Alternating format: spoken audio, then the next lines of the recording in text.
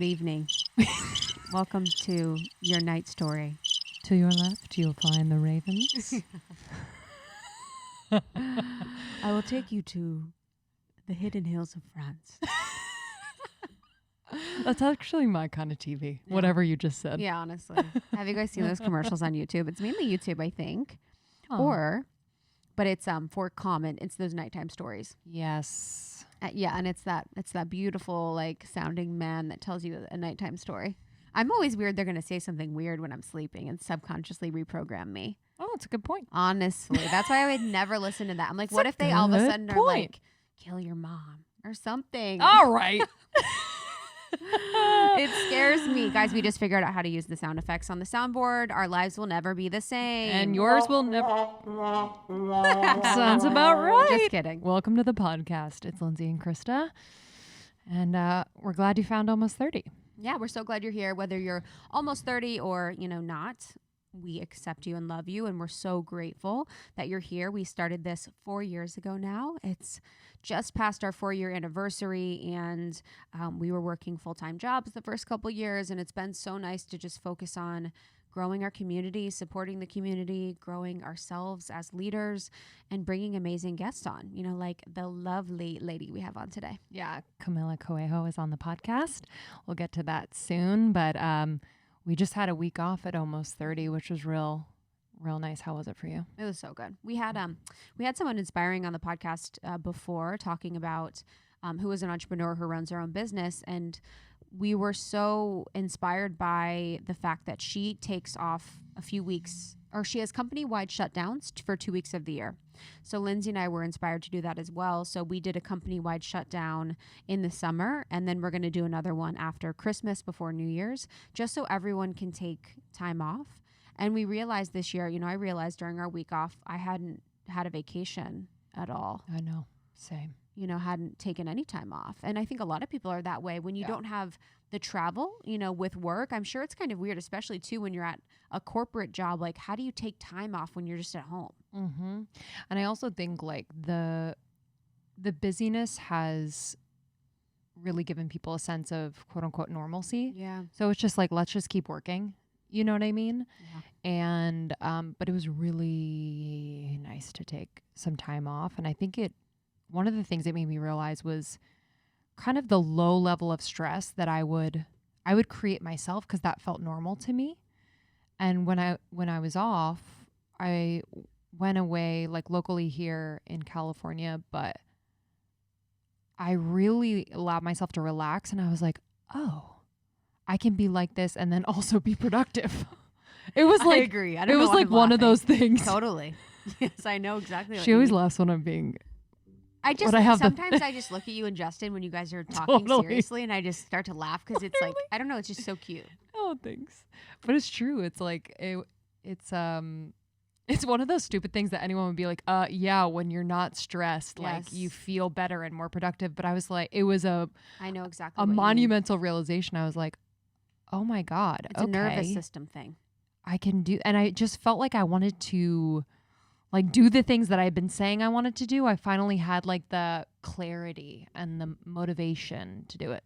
I had a really good idea for something, and it visited me. And then I said to the idea, I'm like, please come back if you're meant for me. And it never did.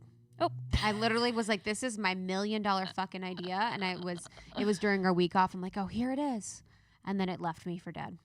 And you don't remember it. I sat in that moment. I'm like, oh, please come back. And I was like, I should have written it down, but no. But so I lost it completely. But I think it's such a nervous system thing here for being in the city. And I'm sure for most people just now, the way that things are, we're so plugged in. Yes. And yeah, there is a constant energy being here that I have as well. And that's when I think about, potentially moving. I'm like, oh man, I'd love to have that ability to be really productive and focused, but not have that additional freaking. Completely. I'm like one of those angry cats. Mm-hmm. I felt like system. Like for part of my trip, I was like in the forest, and I was like, I could work from I could do this. I need a tree house because it's almost like right there. So you're not feeling like so far away from the nature, from the quiet moments. It's like more integrated rather than the reward at the end of like a long work season or whatever it is. Completely. Yeah. I know. I think that's why everyone's leaving cities.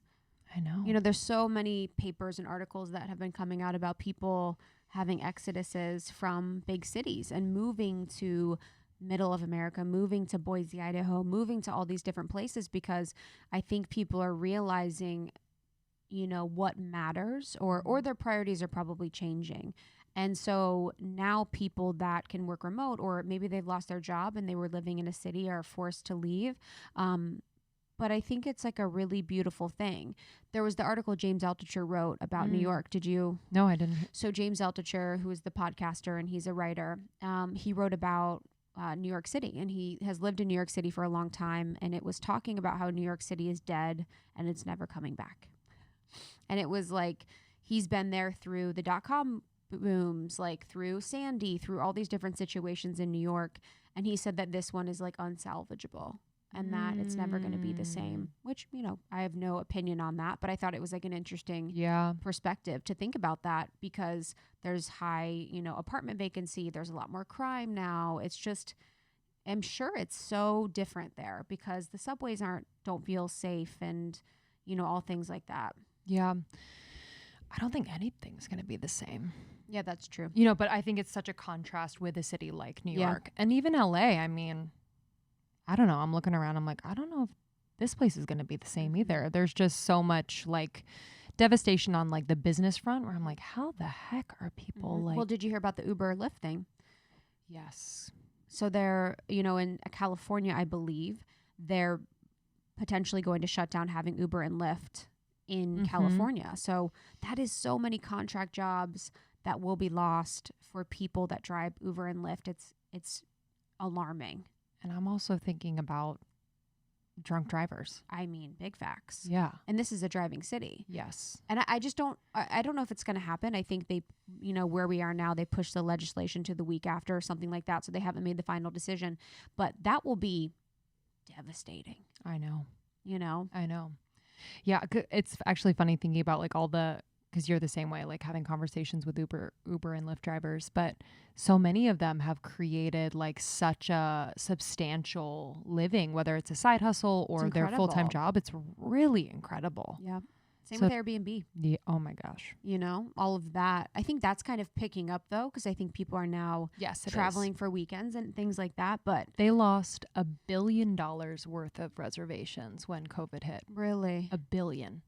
And then I was listening to a podcast, I think it was a How I Built This, and it was the resiliency series.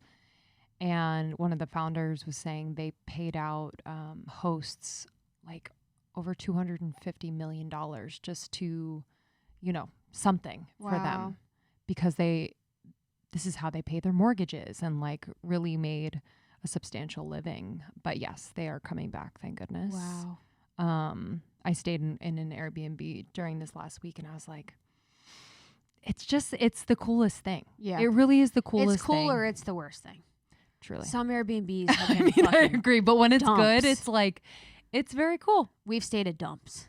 I mean, not total dumps, but like mini dumps. So in Austin, we stayed at an Airbnb that was not the vibe. What would you call it?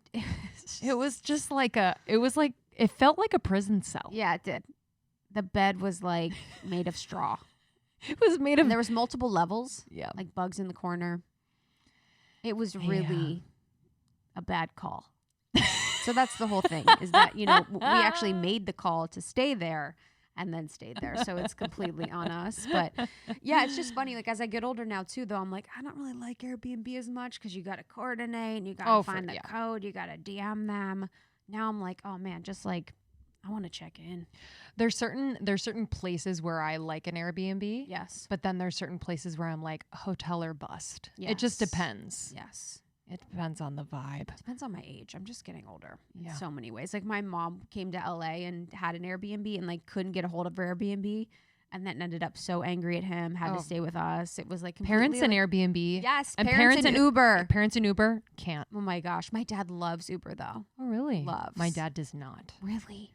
Well, because he has to talk to people. No, my dad's favorite. Oh yeah, my mom loves that. He's a question asker like me, so he enjoys so much. He's like, oh, I love it.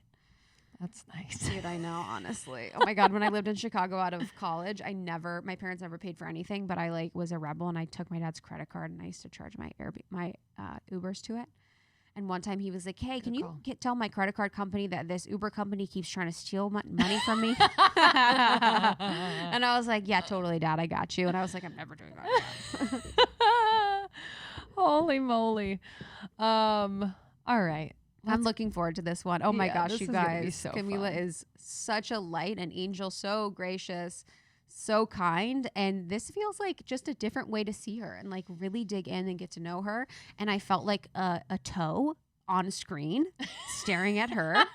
I was like, I actually was smiling at myself the whole time looking on camera because I looked like an actual toenail compared to her. She's so beautiful. I was like literally laughing out loud to myself. She's so beautiful. And she's just so kind. She's self-made. Like she's truly incredible. And I really love her story. I love her passion. And I love talking, I love that we got to really go deep together and get emotional. Yeah, it was really, really special. She struggles with, hold on, what is it? Epilepsy. Thank you.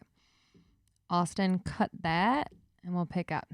She struggles with epilepsy and she was just really open in talking about that, which she's done recently more publicly. And it's just helped so many people. Let's confirm. I think. No, you're right. Is it? Okay. Yeah, it's epilepsy. Can we just look? Mm-hmm. Okay, sorry. Mm-hmm. I just don't. Those up. I trust myself, but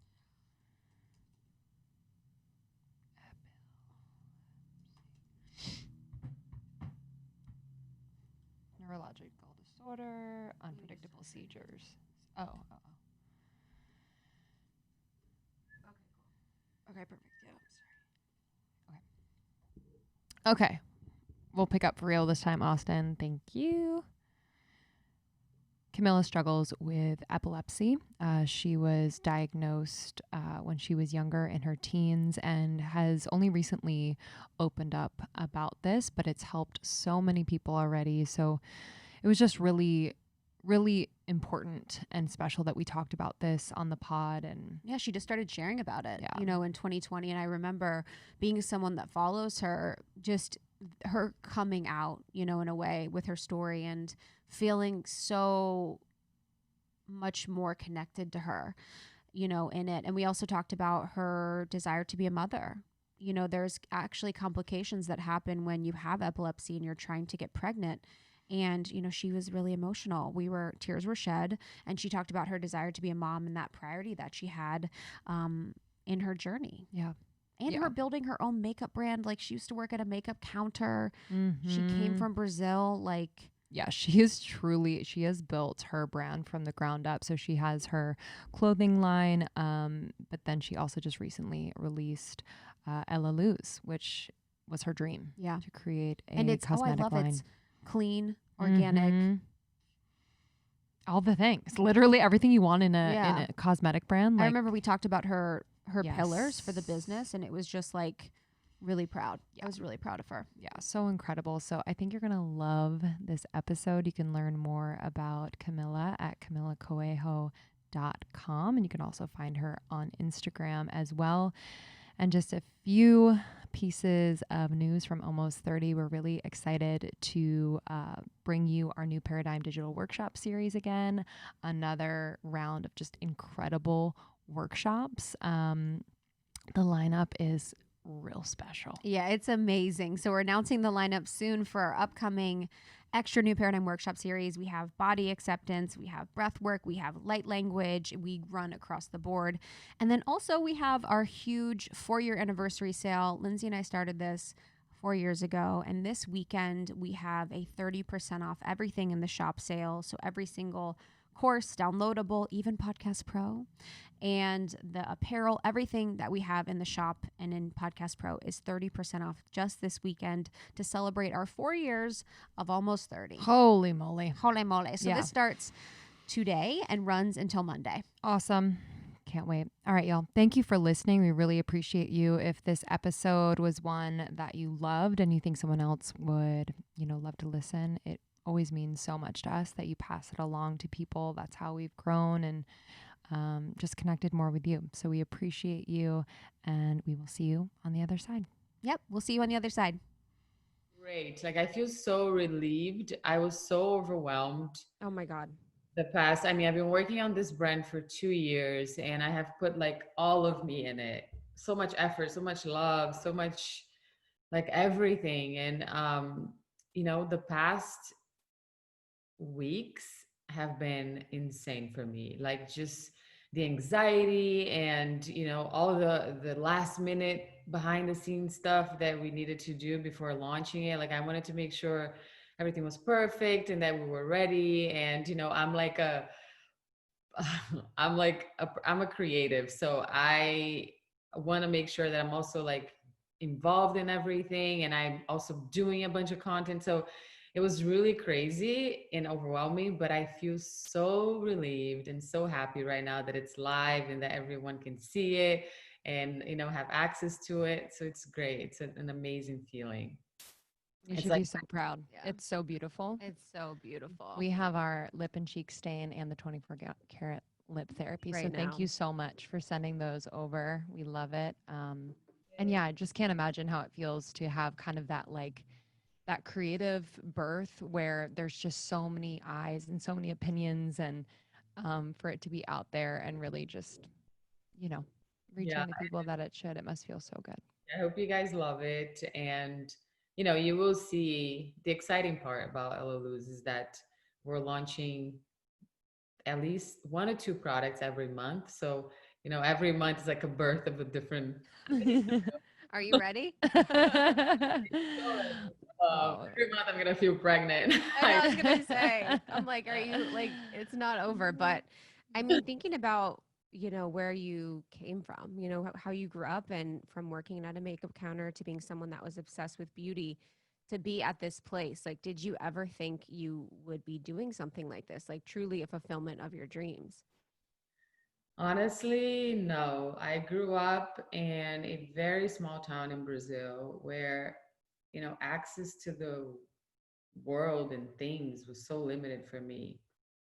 I grew up in a town of like 15,000 people, like countryside of Brazil. And like, I mean, as a little girl, I had all these dreams, right? But like, honestly, I never thought that I could even get half the way I did. And, moving to the United States with my family and seeing my mom work so hard after a divorce, really inspired me to be independent early and to, go after my dreams and believe in myself and believe that I could achieve them. And, my mom has always been so inspiring to me. And I started working early. I remember in high school, I signed up for the cheerleading team, and last minute I just gave up on it. And I was like, you know what, I just want to work, like have a little job on the side, the free time, like twice a week. After school I can just work, at this pizza place. And it felt good to like have that little independence so early and not have to ask my mom for money. And I remember her telling me like, Camila, you don't have to work. You're 16 years old. And I remember that was the age that I could work, like in the United States. And I was like, yes, I want to work. Like I want to have my money. And that little independence, that first feeling of independence I had was so good. And, I was like happy and proud and that I didn't have to like bother my mom or worry her about, that little money that I needed for movie nights or, to even buy something for myself. So it started that way. And after high school, I was such a geek actually in school. And I'm really going deeper here into my story. Yes, please. Yes. And I was such a geek. I was an honor roll student, great grades, and and my mom, of course, and I always loved school, and I thought I was going to go straight to college. And I don't know what it was, but it was definitely like, I feel so blessed, and I feel like God is always watching over me. And I feel like, the decisions I've made in my life, I always try to listen to my heart. And that was what my heart was telling me at the time. I didn't want to apply for college right away. I felt like, I didn't know exactly what I wanted to do. And I've always been super creative. And because of that, that was what was with, like struggling. That was what I was struggling with the most, deciding what I wanted to do exactly. And that gave me also a pressure because I knew, my mom was going to help me somehow, go to college, and I didn't want to make the wrong decision. And I remember having this conversation with my mom saying, Mom, please, like, I just need at least 6 months. I need to figure things out. I need to, like, I want to feel 100% when deciding like what I want to do. And of course she was devastated and she was so sad. And, she wanted to see me, go to college right away. And and I remember I looked in her eyes, and it still gives me chills to say this. And I said, Mom, I promise you that I will make you proud. Please, like, believe in me. And throughout my life, like in those, even those first months, it was all I had in my mind. I need to make my mom proud. Like, I just need to figure things out. And my first job actually was at a makeup counter. I just wanted to actually get a job to, like, uh, give myself some time. And I got a job at a department store, Macy's at the time. And I started working at the Christian Dior counter selling makeup. And I, you know, I hated the retail hours, I have to be honest. But one thing that touched me so much, even the first weeks I was there, was the fact that I was like, in a way, just by selling makeup, I was empowering women. And I was, people with different needs and different backgrounds and different moods would, get to the counter, and they will all leave with a smile on their faces. I mean, most of them. And that would just make my day. And it was from that I decided to become a makeup artist. And from my makeup artist years was what got me into social media, into YouTube. And that is how I was able to, build the career I have today. It was really, truly by following my heart. And yes, I did doubt myself at a lot of moments, especially thinking, am I going to make my mom proud? Is this the right thing? But I truly listened to my heart. And, I'm so glad I did. And I feel so blessed with all the opportunities I've had in my life. But I worked hard, and it got me to where I am today. But answering your question, I even, like, 8 years ago, when I had already started on YouTube, I never imagined that, I could do so much. I've traveled the world. I've worked with so many brands. I've accomplished so many things. And I launched my fashion label last year. Now I'm launching my beauty brand, which is my biggest dream. And yeah, I've never, in every little step and every little accomplishment of my life, I feel so grateful, and I don't take anything for granted because I know how it all started. I know where I come from. I know I worked so hard to get here. And I'm so grateful, to all of my community, my followers. They definitely helped me so much, giving me a voice. And they are a part of every little accomplishment of mine. So, yeah. Yeah, that's so powerful. And, especially the part about um, doing what maybe your mom didn't see for you, I think is really powerful, because there is a point in all of our growing up and evolution where um, we do know what's best, truly. And not that your mom didn't, but it was that decision and that trust in yourself that probably in that moment she was like, okay, I totally trust you. Um, how have you maintained like that trust in yourself and in your heart as you've, grown your brand, your YouTube, started new brands, have so many eyes on you? How do you remain true to that? So, listening to my heart is a big thing. And like my feeling so strong, even with like relationships or things, or I just have such a strong feeling about like that energy about things in general and relationships as well. And um, so I always try to listen to my heart. A lot of times I have to make hard decisions, and I stop and I'm like, okay, what is my heart really saying? So and try to, with my community, try to be, even though I grew so much, and like there's only so many things I can do. I really try to stay close to them and make sure that they know I'm here and that I'm listening to their feedback, and that I'm here with them. So staying connected with my community is a huge thing.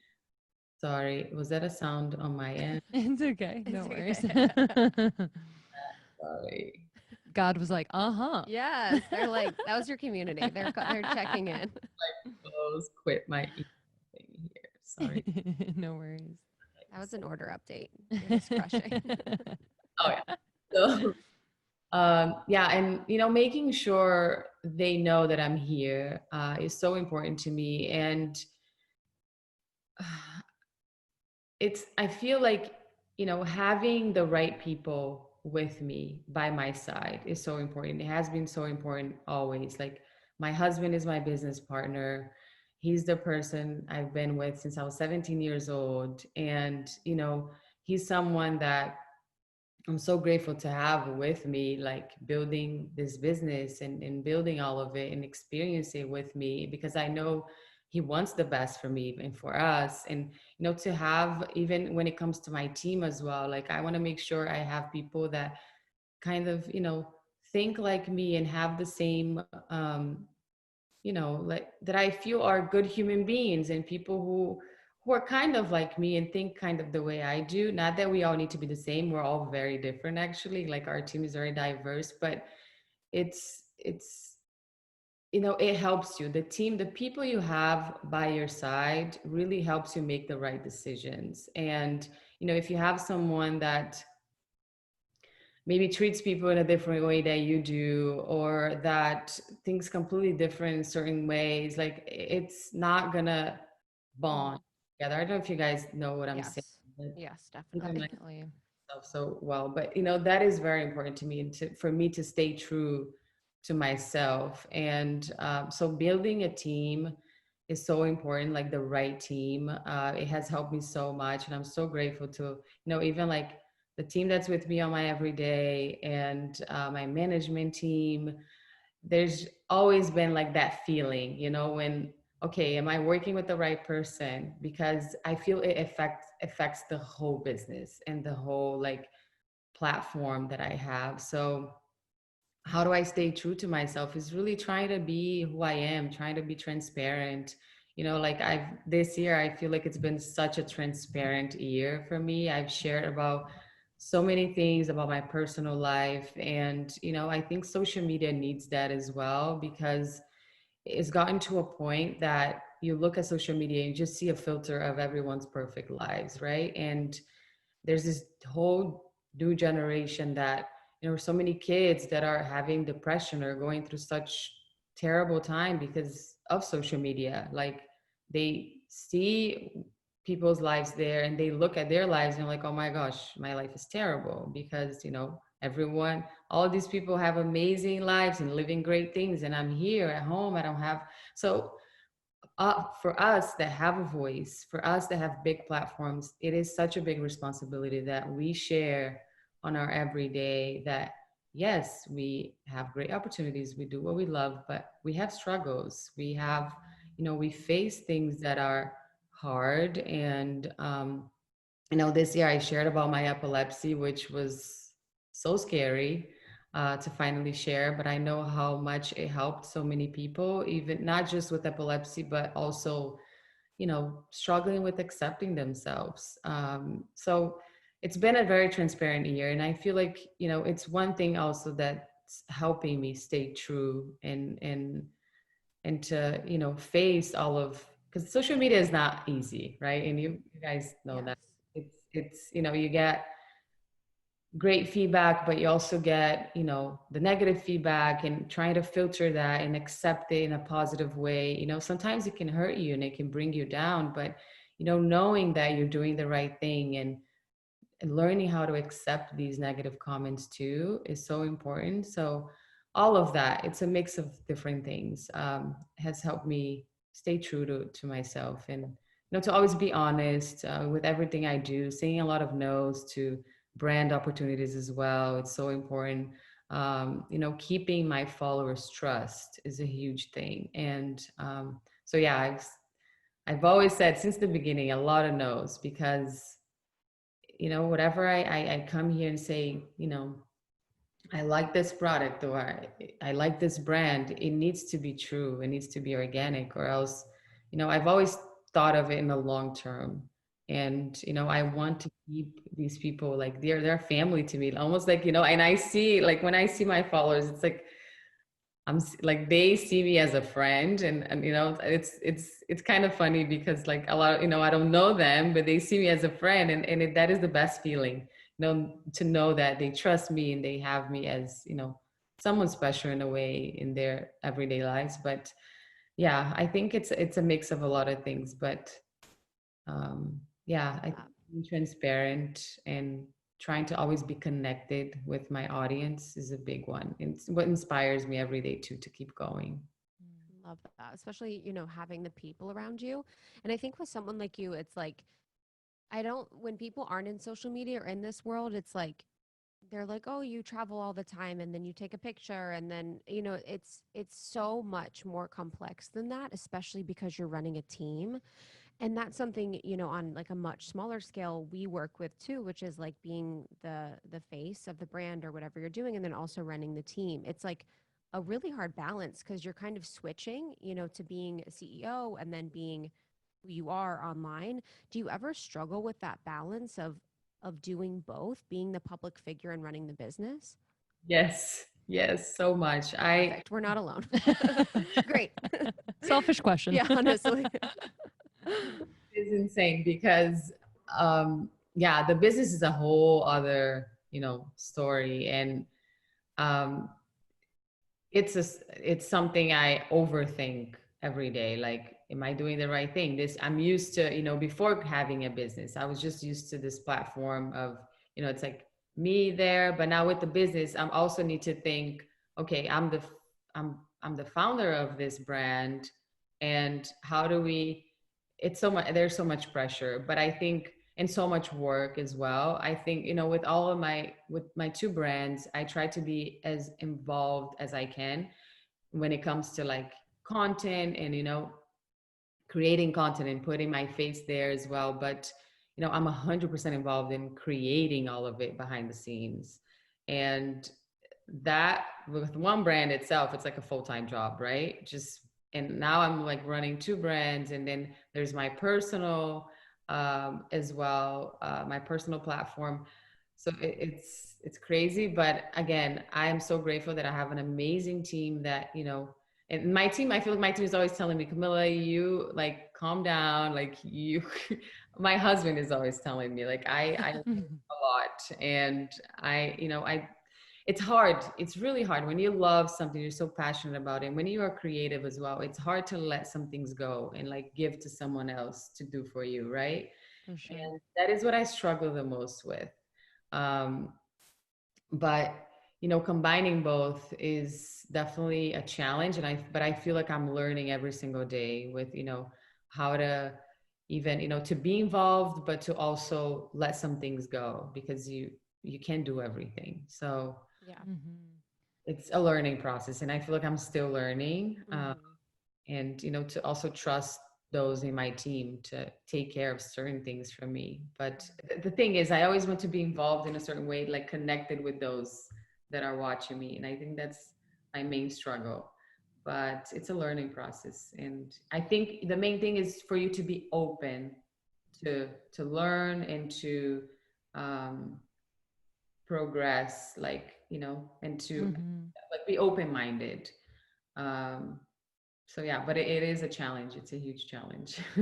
Love it. And working with your husband and being together for such a long time, I'd love to just kind of peek into what that looks like on the day to day. And is there anything or conversations that you have that really cater to your, personal relationships so that the business can thrive, right? Like just kind of supporting both. Yeah, well, that's a great question.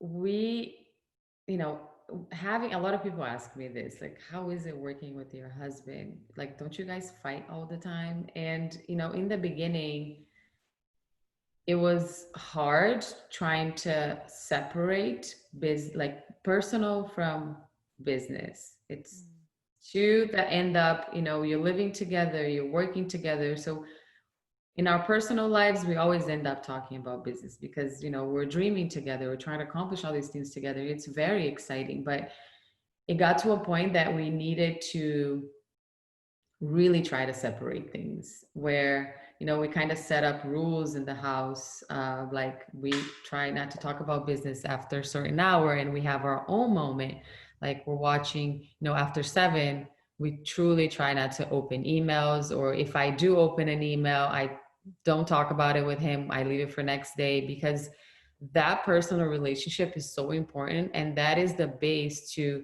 to have our business grow stronger, because we are the base of it, we are, the heads of it, and our personal relationship needs to be good for the business to grow and be great.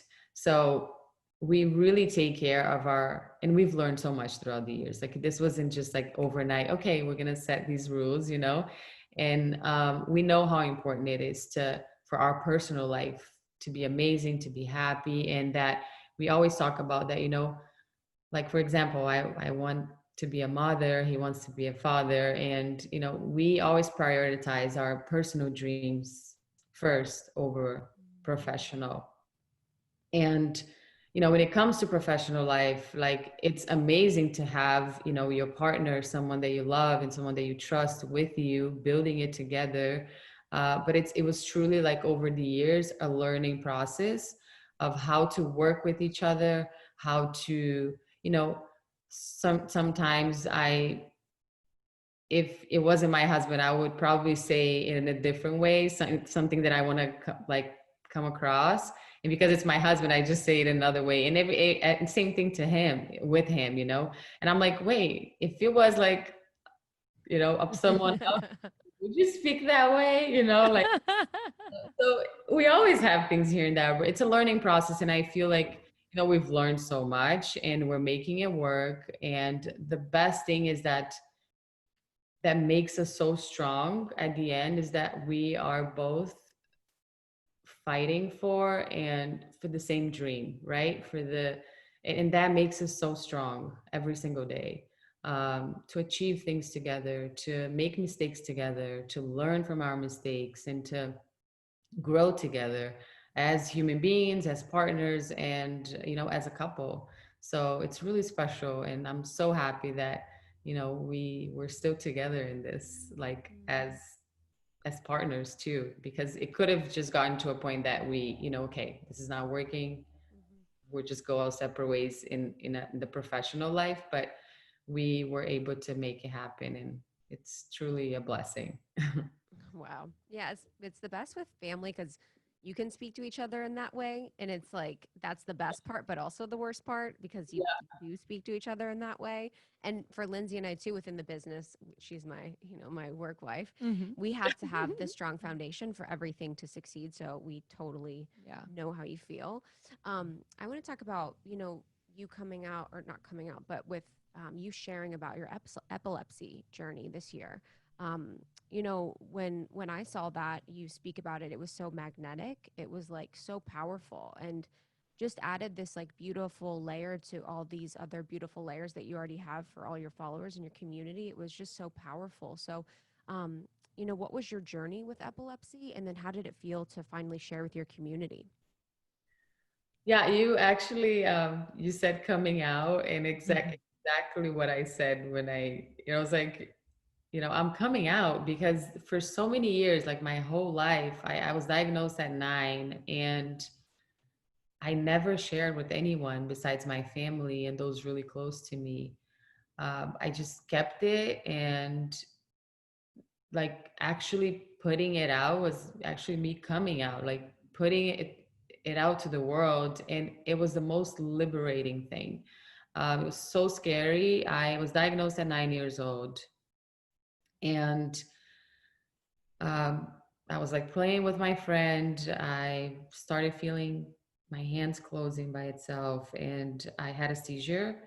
Um, and that was like my first seizure. And when you have a seizure, you just, for me, it was like me falling asleep, right? And I know there's the reactions of it, but me myself, I've never felt anything. Like I've never felt pain. A lot of people ask me that, what do you feel? I never felt any of that. But the most traumatizing was really like I just went to sleep. But the most traumatizing part of that first seizure of mine was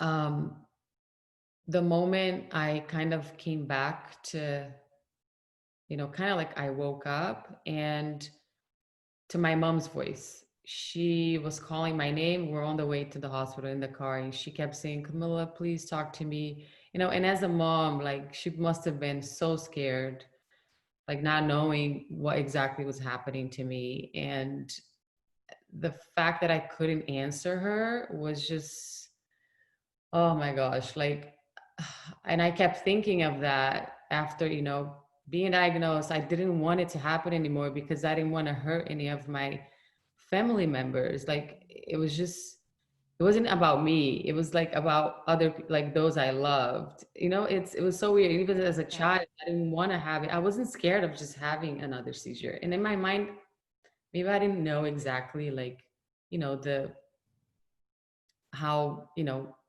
dangerous that could be. Like if I had a seizure at a certain place and I could, something bad could have happened to me. But the only thing I would think about was, I don't want to have this in front of, my brothers and sister, which ended up happening throughout the years. And that was a bit traumatizing to me. But, I grew up with epilepsy, living a normal life. I have a very controlled epilepsy. I've never had a seizure without medicine.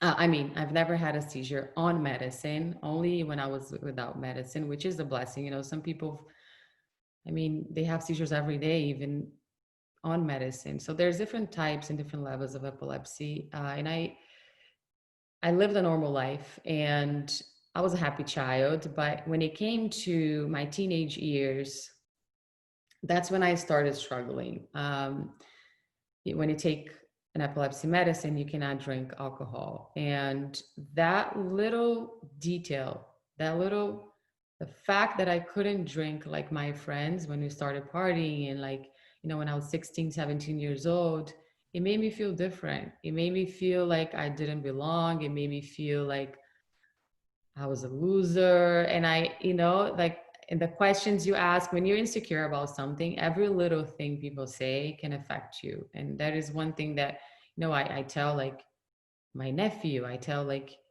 my godchildren, like, think about the things you're going to say to your friends because it can affect them. You don't know what they're going through, right?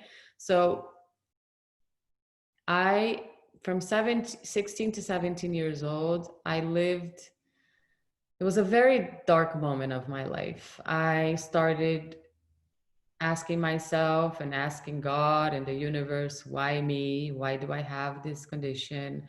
Why do I have to take this medicine? And anyway, making it a little shorter, I decided to get off the medicine by myself without telling my doctors, without telling my mom.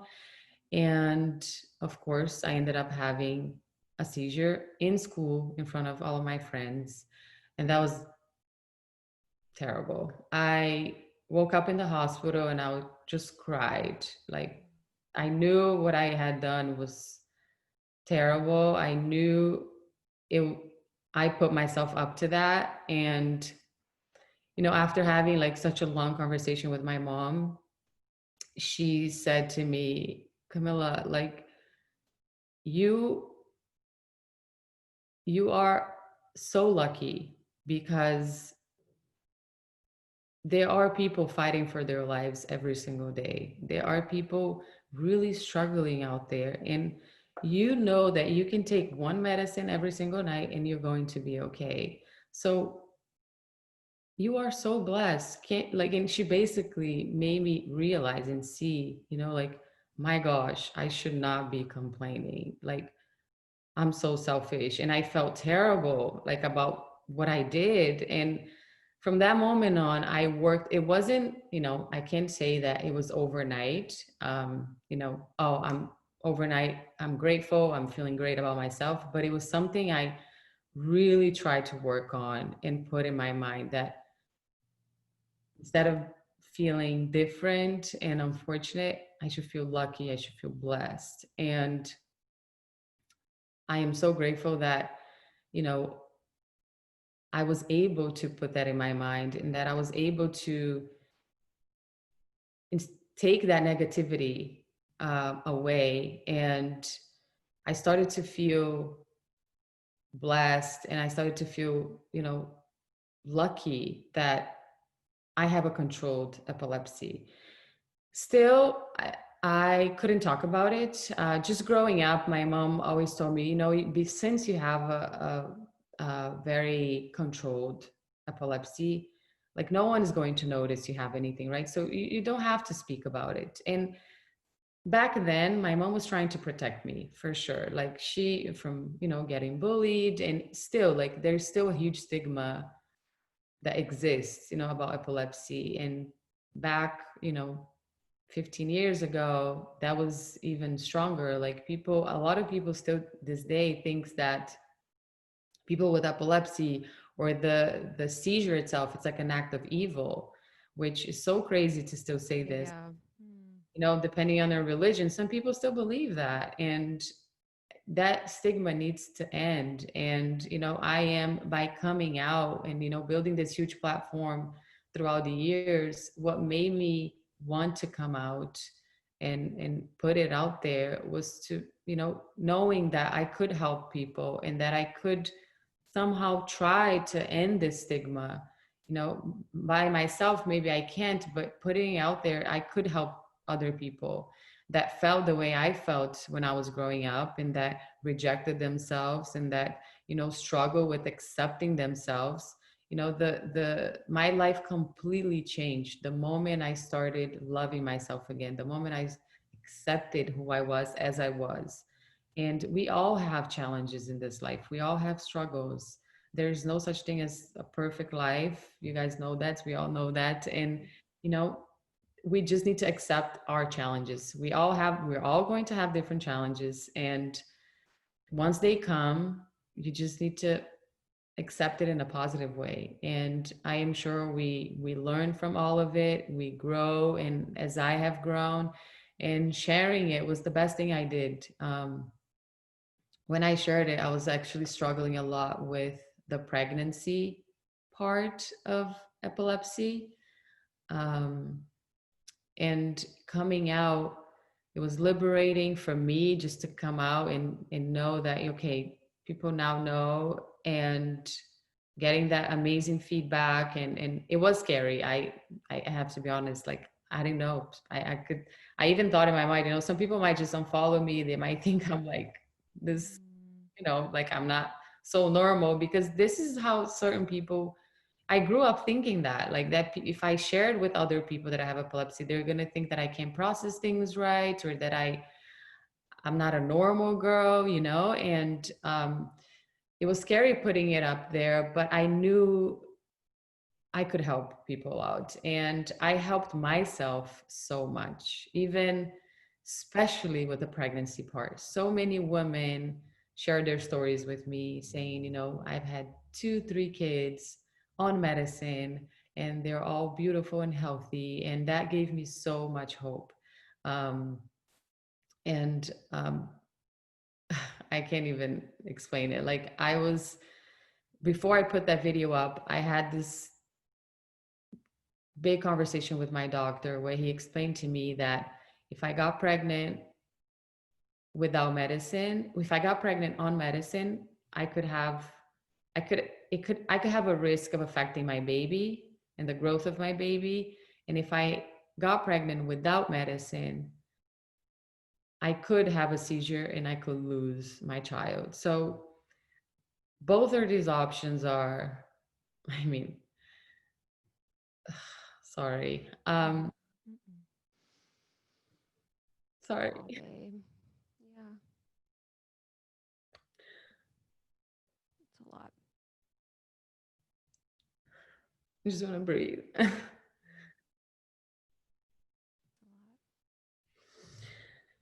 But coming out, like, made me stronger. It made me have hope. And I feel like today I'm in a much better place. I'm doing everything now that I need to do. I decided that I am getting pregnant on medicine. And I know I'm super emotional now, but like I feel so good in like where I am today in my life. Because I accepted that, okay, I'm getting pregnant on medicine and it's going to be fine. I'm putting it in God's hands. I'm putting it in doctor's hands as well. And, I will have my baby and it's going to be amazing. So, it's those challenges and struggles that, we all have in our everydays, and knowing that, I'm being transparent and I'm being honest as well. And somehow with what I'm going through, I could also help other people.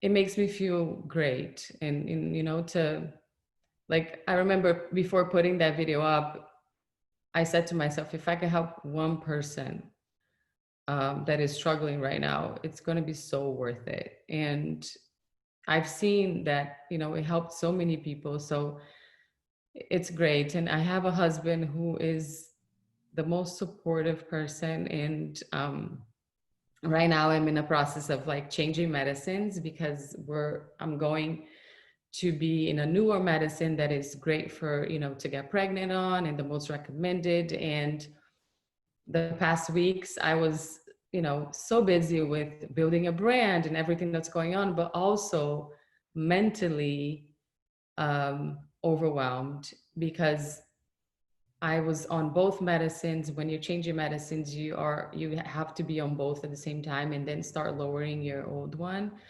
So I was having so many mood changes. There was just so much going on in my life and personal life. But I'm so grateful for my husband, who's so patient and, who understands that, what I'm going through now is so important for us to, have our family one day. And yeah, but coming out was so important, and I don't regret.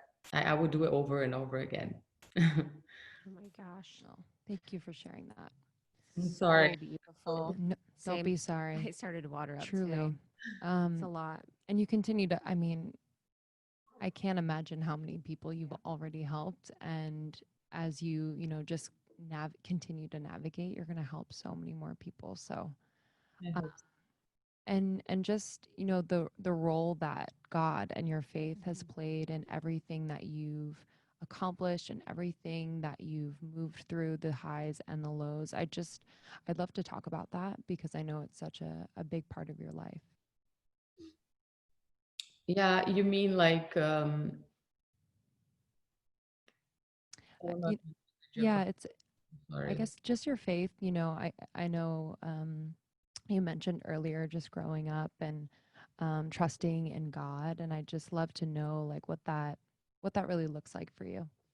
So I grew up, you know, being a Catholic, but it's much more than religion. I truly believe that, when you have faith and you believe in your God and you believe that you're having protection. Growing up for me, that was always like, I always, when I go to sleep, I say a prayer. I say thank you. When I wake up, I say thank you, and I ask for protection. And in growing up, there was something I've always believed. Like, if I'm a good human being, I'm going to get good things back. And if I build, there's one saying in Portuguese, going to try to translate it. If you plant bad things, you're gonna, um, how is the translation of it? You're gonna, You're uh, gonna harvest bad things. I think so. Mm-hmm. Um, I always, since I was a little girl, like, I always thought about life in this way. Like, I need to be good. I need to be a good person because that's what I'm going to get later on in my life. That's going to come back to me. And so, you know, and my faith and believing and being positive, like it was always there, and it has helped me so much. Even that decision that I made, when I was so young, to follow my heart, was in a way having faith that, and asking God for also, like, okay, I often do this, and I'm like, I say I bother God so much because I'm like, please help me, like, make the right decision. Or and I truly believe, like, there is a guardian angel, there is, this power and this energy that I'm being surrounded by every day. And that has helped me make decisions in my life, that has helped me um, go through difficult moments of my life. Like, having faith, it's like always having, a light shining at the end of the tunnel, right? There's always, it's hope. And with everything I've gone through, faith has played such a huge role in my life. And in the moment that I'm living now, like, it's the strongest. Like, it's the moment where I need to have the most faith, is that, yes, I'm going to be a mom, yes, I am going to have a beautiful, healthy child, not just one, more than one. I mean, and I that's what I put, I truly believe that in the power of attraction. Mm-hmm. Energy you put out to the world, it's what you're Yeah. going to get. And every day, if you want to accomplish something, if you have a big dream, dream big. Like, there's no such thing as a dream that's too big. But look in the mirror, look at yourself and say, yes, I am going to achieve that. I am going to do this. Because if you dream about something, say, yeah, I want to do it, but in your heart you think, I don't think I'm actually going to be able to accomplish that. You're bringing that negativity towards it. So everything I do in my life and the dreams I have, I try to be positive in my personal life too. So bringing that positivity in my life and the things I do is so important. Um, it's really the power of attraction. I don't know if you guys have ever read the book. Yeah. It's Mhm. amazing. And, it's faith and that positivity and that energy. It's so like tied together. Um, Yep. what you bring to your own self. So every day tell yourself that, yes, you're beautiful, yes, you can, yes, you will go through whatever you're going through, and the things will work out. Some days we wake up in the morning, we're like, oh, something happened, something so silly, oh, you're like, oh, my day is going to be terrible.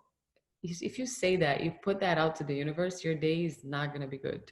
So I always try, not that I'm always a super positive person, don't get me wrong, like, there are days that I'm not so positive, but I try to remind myself and to practice positivity every single day in my life, and just to make things easier, and to bring that positive energy in the things I'm doing in my days. So yeah, faith is is huge for me. Love that. Yeah, law of Mhm. attraction is key. It's what changed my life. And you're reminding me, I'm like, I need to come back to that because I've like fallen off, but it is truly a Mm. practice, like you said, and you really have to make the intention to think that way. It doesn't it's like you have to monitor your thoughts to really create that positive mentality, and it does take a lot of work. Like, I think for someone like you would see all your success, and it's like not only are you doing the actual work of running the businesses and your account and all of your accounts and your social media and your family and everything, but it's like there is the mental work too, where you have to like create this environment where you're allowing these beautiful things to be manifested. So like so much work is happening. Yeah. 100%. One Um, thing, I just, oh, sorry. oh no, go ahead, babe. One thing I say this a lot on, like, my stories. I try to because people always, like, also sharing their feelings with me and asking me, how do you stay positive? And one thing I like to share always is that, something very simple. There are a lot of days, especially like during this pandemic now, we are all having so many different feelings. And, some days we wake up happy, other days we wake up feeling down. And the days we wake up feeling down, for example, a lot of times we don't know even what it is. Like, why are we feeling that way? And instead of, trying to figure out why you're feeling that way, or is it because my life, like, and you try to put all of these different reasons to why you're feeling down. Instead of doing that and bringing that negativity towards your day, count your blessings. Okay, I'm feeling down, but I have a husband that loves me. I have a beautiful family, or, I have people who care about me. I have a roof on top of my head. I have food on my table every day. So, like, start with the very simple blessings that you have in your life. Once you start counting your blessings, you will feel guilty to even think negative, and that is one thing I try to practice every time that I'm feeling down, and it helps so much. And I've shared this with my followers, and I've gotten great feedback on it because it's so simple. It's something we can all do every day when you don't feel like your best self, and it truly helps. It helps me. And I just wanted to put it out there, like, it's counting our blessings. It makes life so much more beautiful, and it's, we don't need all of these things. Like, for us to be happy, we need the simple, most important things, right? And once you realize that, everything else is just going to be a plus. So Love that. Yeah, I couldn't agree more. Simple and powerful. I did want to ask, because I feel like you are the go-to. So, and in alignment with Elaluz, any of your favorite like beauty tips, tricks, or just parts of your routine that you're like, okay, I need to share this? okay. um well, when it comes to routine, there's like there's like some Brazilian little things that I do. Yes, please. I think taking care of your skin and your hair is like a very Brazilian thing. So, like, for makeup, I love beauty. I love putting makeup on, and I love a faux face. But taking care of your skin is so important. Like, if you don't take care of your skin, your makeup is not going to look that great. You can put the best products on, but taking care of your skin is taking care of my skin is one of the most, like, important things I do, and I like to do. So skincare is number one for me. I do take my time to take care of my skin at night, do the routines, and make sure my skin is feeling good, hydrated. And now, especially during quarantine, we can't do any special treatments, so I try to do, like, a face scrub, face mask. But there is this little face mask that I done actually since I was younger, living in Brazil, that my grandmother used to do. It was with honey, brown sugar, and honey, brown sugar, and a little bit of oil. Like, it can be your serum, but it can also be olive oil. Okay, weird, but Dainty. Noted. Okay. rub your face with it, and you're gonna get like a glowy, and you remove your dead skin cells. So, like, it's a good one. Another thing from my grandmother that I got was like her crazy hair masks. She would put like all of these Ooh. Brazilian ingredients in the blender. She would blend it up, and it would always have avocado and aloe vera. And she would have like her hair cap all day, warming that up, and her hair was beautiful. And I used to do that too. So, like, these are things, but I think mainly taking care of my skin and taking care of my hair. Those are two things that, if you feel good about your hair, it's so strong, right? And bad hair days, it really. Girl, quarantine hair Honestly. is not I right am now. mousy brown, a total vibe. It is like not making me very happy. You're like talking about this. I'm like, I'm gonna dye my hair myself. Oh my god, I love those. And the mask, I've tried a honey mask. I literally end up like eating it all. I'm like, it's so sweet. So I'm like trying to lick it off my face. I love those. And I have to ask your workout routine. Like, what are we doing? Do you do workouts at home now? Like, what have you been doing since quarantine? So, I've always been like an active girl. During quarantine now, I try to do like the live workouts with my trainer. And we stopped a little bit because I was so overwhelmed with the brand. So I stopped doing the lives, but I did save those workouts. So I try to do at least once a week, like that 30-minute workout. And they're so good. They're going to leave you so sore, even just working with your own body weight. And those are good for, even I'm saving them for even when I'm back to traveling, and anywhere you are in the world, you can just do it. And having always a band with me. I always have a band. I'm like obsessed with like glute butt workouts. Okay, but I just have the band with me always, because once I feel like I need a little bump, Yes. a little bit. The band is amazing. You can do so many workouts with the band, especially for legs and glutes. And I'm trying to bike a lot now during quarantine. Me and my husband, we actually bought bikes. So fun. Nice. Started, and we've just been biking sometimes. It's a great exercise, and you're out as well, breathing some fresh air, so it's good. But yeah, exercising, I have a very fast metabolism, and so I lose weight very easy. So like when I say that, I hate to say that because a lot of people are like, oh, what a big problem you have. But each person is different. Some people are trying to maintain their weight, like, in sense of like, I don't want to gain weight, but I'm always thinking I need a lot of protein.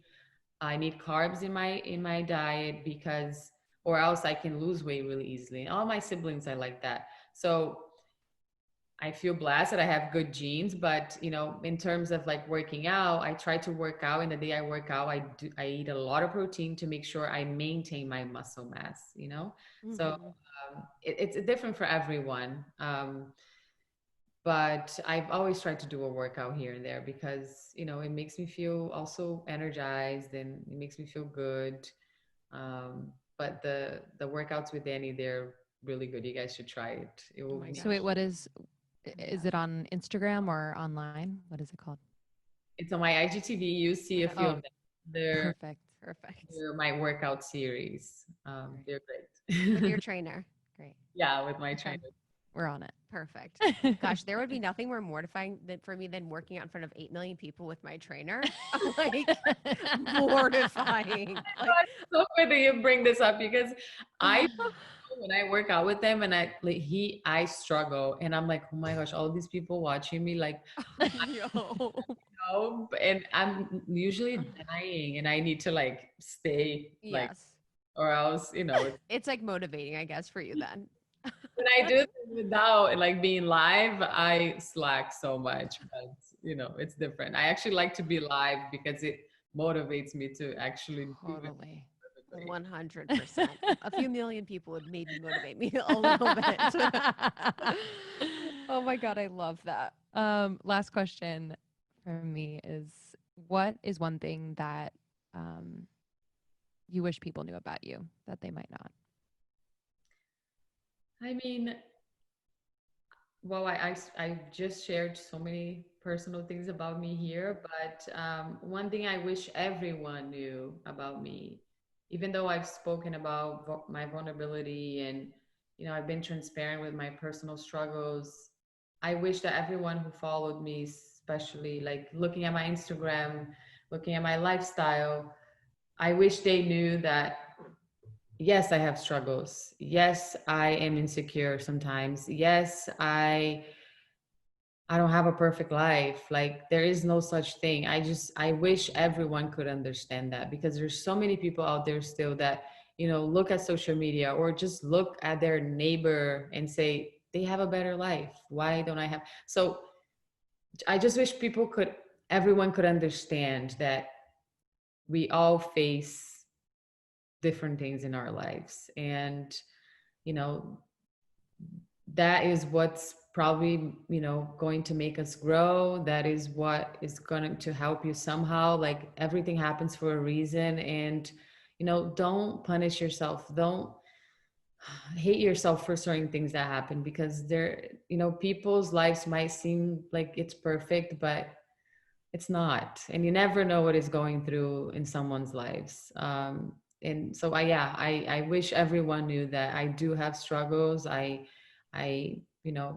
I try to be strong every day, and things are not easy as they might seem, as they might look. So I know I've shared all of this, like, some of my struggles here, but truly what I wish people knew was that not just about me, but life in general. Yeah. Yeah, it's so powerful. I love that. It's especially, yeah, it's just, and that goes back to the gratitude and the energy of creating what you want and the law of attraction. So I love that. I would love to end talking about Elaluz. We are wearing the product now. I've got mine in my backpack too. Lips We're look well, hydrated. Thank you. thanks. We're being good students. And just like what I loved is just your three pillars of what you guys are about. I was like almost wanting to take them and apply them to our business. So I'd love to talk about that and just talk about, the launch overall. So, Elaluz, I mean, even the name of this brand means so much to me. It means she's light, and it was inspired by, the warmth and the confidence that comes from everyone's individual light.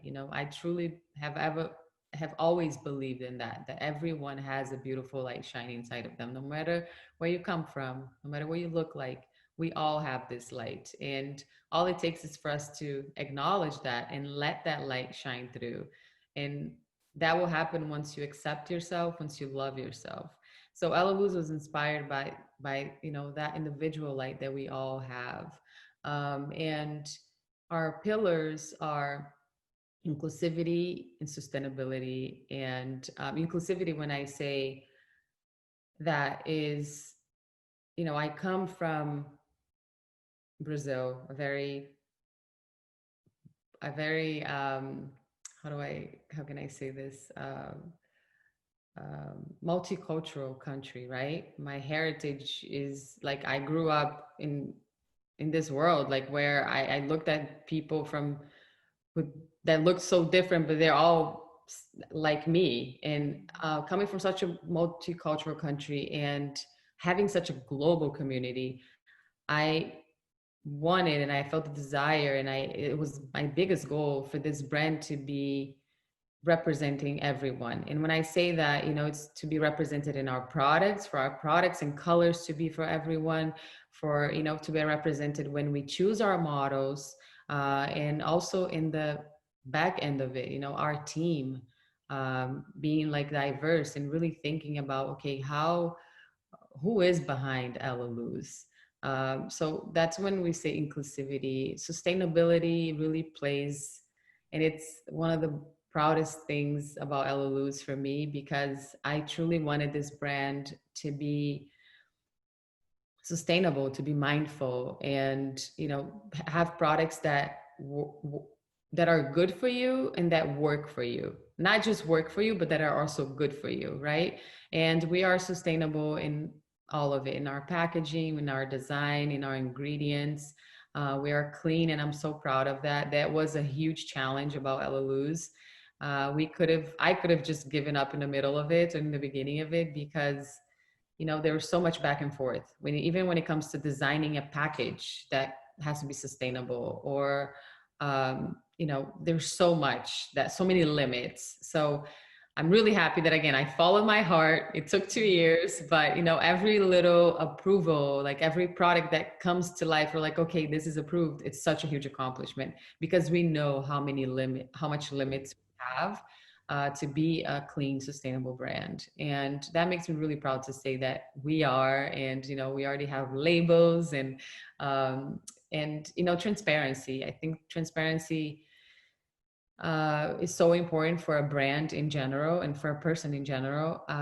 But for a brand, to share everything that's in our products, and to listen to our customers have to say, and to be willing to change as we grow, right? Like, I'm building a product that, yes, I've tested it, over tested it, but if, the feedback is, Camila, maybe, you should change this or that, this is not working for everyone. Yes, we want to change. We want to, we want our products to work for everyone. And I know that sometimes it's hard to achieve, but maybe it's just about creating a whole new product. And, that transparency is very important to us, and it will be there. So we will be listening to our customers. And that is something very important for Elaluz. So I'm very proud of this brand. There was so much work and effort and love put behind it. And, it's crazy that it's finally here, and it's available, and the products are there. And I'm so excited that we're launching every month. And I'll tease, next month we will have skincare. Which Ooh. I was gonna say when you're talking about your skincare routine, I was like, okay, I see you. I see you. it's like, in knowing that everything is natural and like, even our scents are like natural scents and the products are so good for your skin. It's so exciting. So and the products are beautiful. I can't wait. But yeah. It's huge. Yeah, you can really feel the love and passion in the products, truly. Yeah. I'm so happy for you. Truly, and thank you so much for your time and your vulnerability and just being you. I think so many people are going to just feel less alone in listening to your story. I'm inspired. I'm truly inspired. Yeah. I'm really inspired. Yeah. No, actually, thank you so much. I truly believe that, like anyone, no matter where you come from, like I said in the beginning, I come from a very small town. Like I was very limited I was very limited. And the fact that I'm here today, I'm building a brand in the United States, in another country, and having access to so many, like it truly proves that wherever you are, whoever you are able to be whoever you want to be in this life. And I'm a proof of it. And, my goal is to always remind people that, that they should accept themselves and love themselves every single day. And that will change everything. So yeah, it was great speaking with you both. Your energy, I'm so much about energy, and the energy, I just feel like so calm. And so thank you. Thank Great. you so much. Yeah, it was so good to meet you. And if people don't already follow you, can you let our listeners know where they can connect with you? So they can connect with me on my Instagram at Camila Coelho. And yeah, I think Instagram is the best, no? It's so good. Yes. My Instagram, Camila Coelho, and our also on our Elaluz website. There's so much about me and so much about my brand there, and also on my own website, CamilaCoelho.com. Beautiful. I'm gonna name my daughter Elaluz. So Elaluz. just FYI. When I was like, Camilla's like, I'm going to do I that. know, Can you just give me she's a like, moment? taken. Thank you. Bye. Elaluz, Ella was have a baby name list for 2 years now.